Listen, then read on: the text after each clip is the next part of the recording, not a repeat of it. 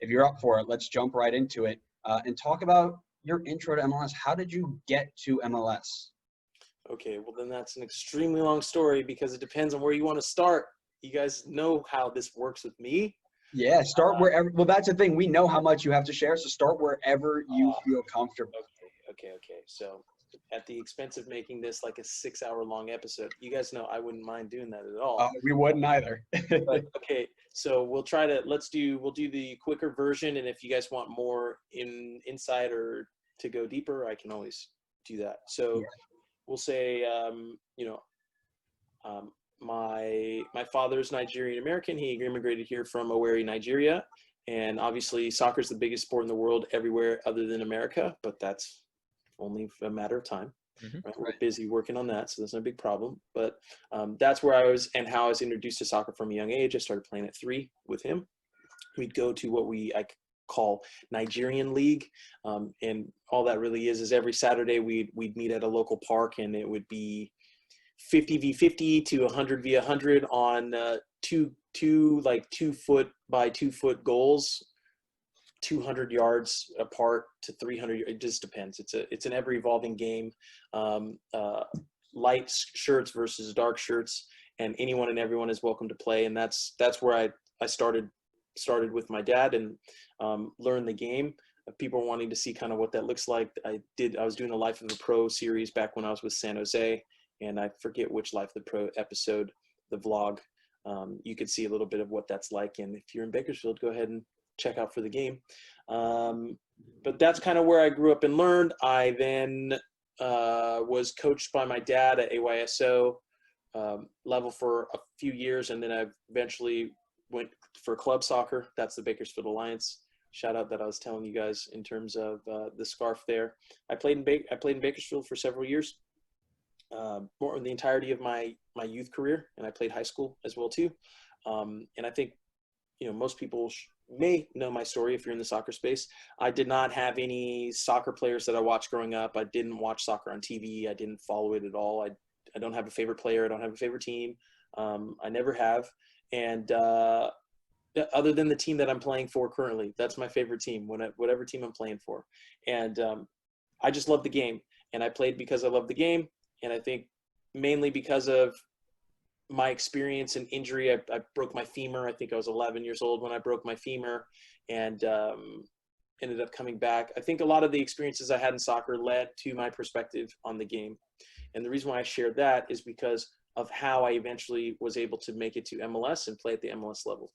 I think the reason why that became an opportunity for me was because of how I was approaching the game from a young age. And that was just learning how to be the best at the level I'm currently at and beat my competition at the level that I'm at. It wasn't to get to the next level. It wasn't to play pro. It was just, this guy's better than me today. What do I need to do to be better? And I just learned from the guys that I played with. So every level I started out at, I was the lowest, and then I learned everything, and then I would be able to make the jump to the next. So I always happened to be the guy that just made it into the next level.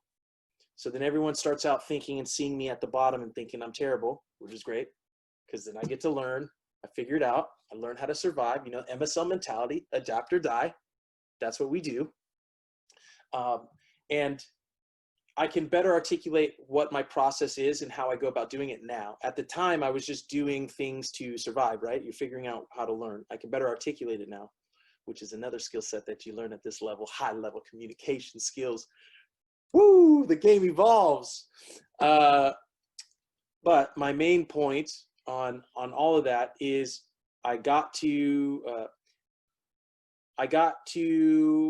as high a level as I could with Bakersfield Alliance in high school. And I wasn't getting any recruitment offers. My limited understanding at the time was if you're good enough, you get seen, they offer you scholarship, you go play. That's what I thought it was. And I think I was scoring like 24 to 26 goals senior year at varsity, and I didn't get anything. So I just assumed I must not be good enough to play soccer. So that's fine.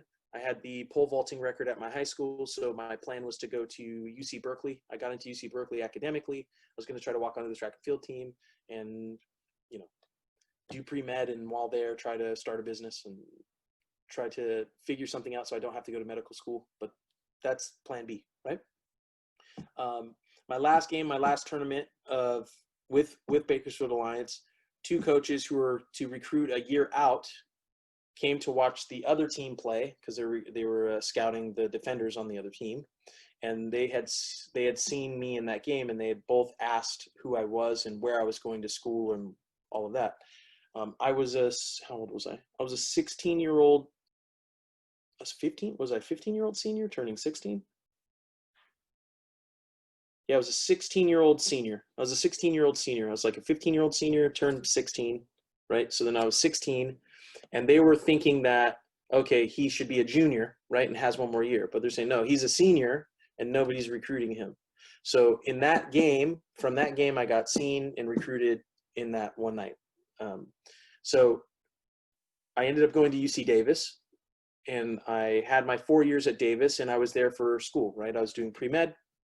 And I was playing soccer, obviously, because I enjoyed it, but it was helping me pay for school. It wasn't until my senior year, right, that the idea of pro even came across my mind. And I always remember it was Chris Baville. So there you go. Shout out Chris Baville if you guys do research on him. Maybe spam him with stuff so he's just like, what's going on? He was the first person that said, Quincy, we all know that you're going pro. And that was the first time I heard that. I was like, what do you mean? I'm like, okay, going pro would be cool. I'm down for like what that looks like, but I don't even know I don't know anything about that.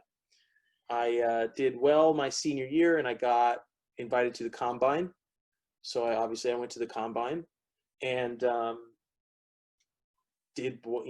just at the combine, and then was back in school, and then the draft happened, and I was in I think it was I was exercise bio 104 lab. We're in the middle of lab, and those are like 3.5-hour labs. And then my phone starts blowing up. I look at it saying, congratulations. And it's saying, hey, you got drafted to the San Jose Earthquakes. And I was like, okay, cool. I don't really know what that means, but all right, let's go do some research on Google. And I looked up, general manager was John Doyle, right? And then head coach was Frank Yallop. And I was like, okay, I know head coach. What's general manager? That's where I started. So that's how I got there. And that's what I knew going in. And now we're 11 years into it. And I didn't know anything when I started. I probably still don't know too much now, but I know more than when I started. That's what I know for sure. So that's as quick. There you go. That's what I said. It could get, Oh yeah. I'm trying to give the shortened version. That's awesome. It's so crazy how there are so many different ways to get to the same place, right? You see people who are, since they've been 11 years old, they were going to be the number 1 pick, and everybody knew they were going to be great. Then you have people who just kind of work their way to get to that point, and we love hearing those types of stories.